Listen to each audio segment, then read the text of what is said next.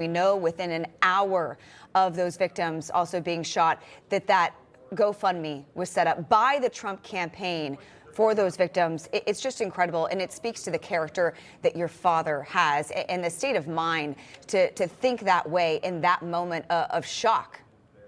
Yeah. No question about it. It was the first thing I was on his mind. We set up the GoFundMe instantly, and I think we're over $5 million, somewhere right in the $5 million range. I was tweeting it out last night, and so anybody go to any of my handles, go to my Twitter, go to my X page, and you can donate if you want to help the families. But it's unthinkable what happened. I mean, you literally see that picture from the New York Times of the vapor trail going past my father's ear. It could have actually gone through my father's ear and out the other side, and God knows where that bullet ended up. And it was.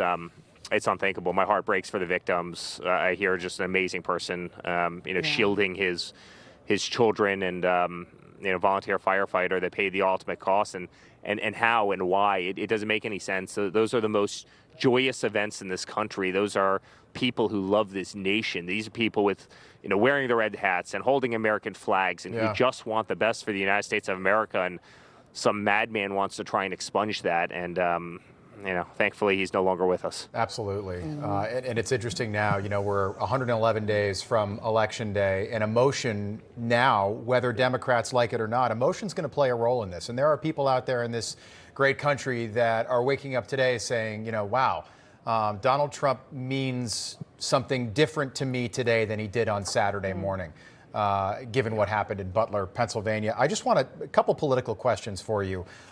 Is this, we were talking about it on Friday. Is Joe Biden going to be replaced on the ticket, this dump Biden movement that we've heard so much about? Do you think that movement is over now? Does it feel like Joe Biden is the Democratic nominee? Listen, it feels that way to me. I mean, I've never tried to predict politics. Just don't do it. It's you're not going to be successful. There's so many twists and turns in life, and make no mistake, the other side has tricks up their sleeves. They always do. They always have. I couldn't have predicted any of the story that we lived over the last 8 years. You just would have failed, right? If I would have thought that they would have weaponized an entire system to go after a man using civil and criminal courts, I would have been wrong. If I would have guessed that the FBI would have, known that a dossier was dirty and let it get used against my father for a 3-year period of time, pitting two nuclear superpowers against each other, I mean, I would have laughed at somebody, right? I'm not a tinfoil hat wearing guy. I'm actually a very pragmatic guy, but that's exactly what happened.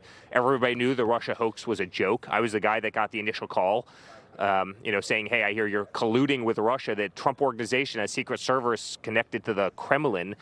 I mean, I would have laughed at that narrative. So, never try and, predict kind of, political, but I actually do. I actually happen to think that Biden will make it to the finish line. I think he's stubborn. I think thinks he's done a really great job. I think he's got an apparatus in the White House around him that's, probably, obviously propping him up in a very big way. And I happen to think he's going to make it. I might be in the minority, but, we'll ultimately see. If he didn't, it wouldn't come as a surprise to me at all. But I think he will make it.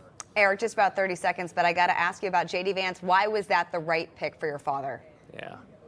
I mean, first of all, chemistry, and you need to have chemistry. If you're in, if you're in the foxhole with somebody, you need to have chemistry with them, and they've done very, very well together. Second of all, JD Vance is 100% aligned with my father in terms of the ticket. In fact, I think he scares some of the people on the other side because that's how close they are in terms of policy. And he's got a lot of fire. He's got a lot of energy. He's young. Unbelievably respected in the Rust Belt, unbelievably respected within the party.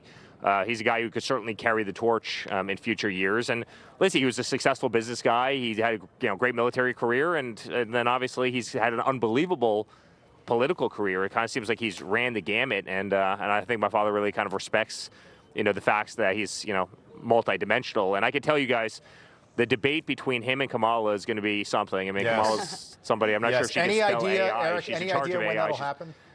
She wants either next week, the end of July, I think the 23rd, or maybe early August. Any idea when that would happen? The date hasn't been set yet, so we'll see when it happens. But that will be must-watch TV in terms of he's an incredibly smart guy. I went to Yale Law School, right? It doesn't get much better than that, and I think he's going to do an incredible job, especially because I think she's probably the most incompetent vice president in the history of this country as well. He's the most incompetent president. I think she's the most incompetent vice president.